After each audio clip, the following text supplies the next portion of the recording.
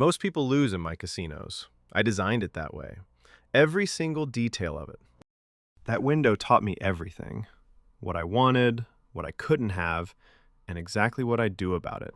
He never worked a real job in his life. But he taught me the only lesson that actually mattered. Systems win. A coin disappeared, and I felt something wake up in me. I needed to understand every trick behind the trick. I ran the numbers at 15. The player always loses over time. I decided to be on the other side of time. I didn't walk in nervous. I walked in like I already owned the place. That was the only way to start. Every shuffle, every dealt hand told me the same thing. The table was the real player. I wanted that seat. Champagne after losing thousands. That was my education. I understood then that logic had left the building. 4 years of discipline while everyone around me spent. I wasn't saving money, I was buying a position. An empty building with my name on the lease. Most people would have panicked. I felt something like peace. That neon sign was the first thing I ever built that was truly mine. I stood there until it was fully lit.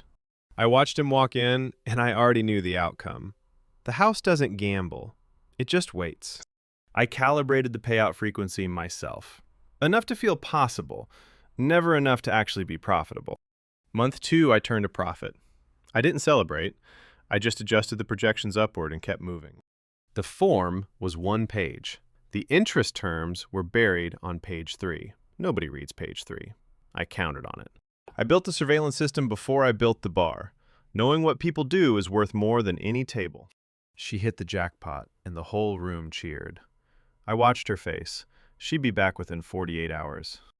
Every new pin on that map was a system I'd already perfected somewhere else.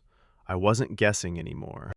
I didn't care what they won, I cared what brought them back. Those are 2 completely different metrics. The removal process was choreographed. Calm voices, gentle hands, side exit. Drama cost money on the floor. He was sitting at one of my machines, and he had no idea. Some distances are impossible to close later. The psychology report cost $40,000. It told me exactly which emotional triggers to build into the system. The VIP lounge felt like belonging. That was the design. People spend more when they feel chosen. The law was on my side. That napkin, I owe you, was valid and collectible. I had 3 lawyers confirm it. By year 3, I had a template response for those letters. Legal reviewed it. It said nothing and meant less. The liability question was settled in our favor in 2017. After that, the lawyers stopped bringing it up. The penthouse had 12 rooms. I used the kitchen and the couch by the window. The rest was just square footage. Every official photo was an asset. The right face next to mine meant the license never came under review. The case lasted 4 hours. My legal team had handled 17 like it that year. This one was routine. I cleared his debt from the system before anyone saw it. I told myself that was the decent thing to do. Exit data was part of the weekly report.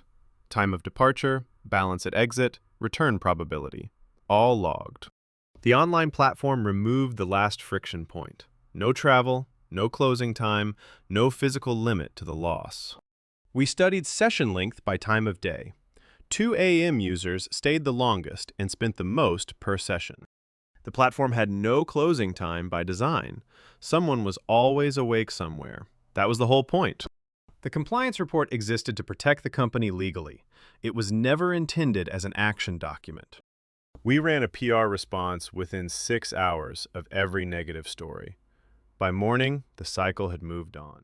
The responsible gaming page had 11,000 words. Nobody read it.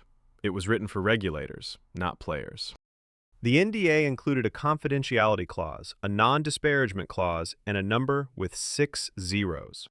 The number on the screen meant I had won every version of the game I had set out to play. It felt like nothing. By lawsuit 7, I had a dedicated legal team for this category alone. It was a department, not a crisis. The article ran on a Sunday. By Monday, our PR team had issued a response. By Tuesday, it was forgotten. I looked in the mirror and saw my father's face starting to appear in mine. That was the first thing that scared me.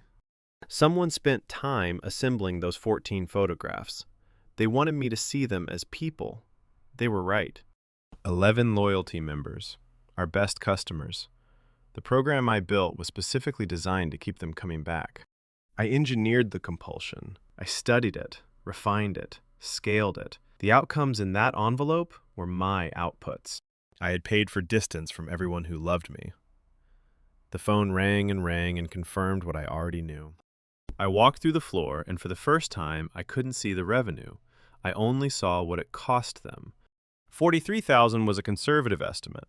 That was the number we could document. The rest were undocumented. I sat with that number for an hour. It didn't shrink. It didn't become abstract. It stayed exactly what it was. Gold tier in 14 months. That meant he was one of my best customers while he was falling completely apart. Every light in that city was a person, and somewhere in those lights, my platform was running right now. 21 families took the money and signed the paper. I had made grief into a transaction 21 times. From up there, the city looked exactly the same as always. Indifferent, enormous, completely unaware of me. I wrote one word on the envelope. It was the only honest word I had left. It was 14 years too late. The platform processed 12,000 transactions that morning. Nobody noticed he was gone. Nothing paused.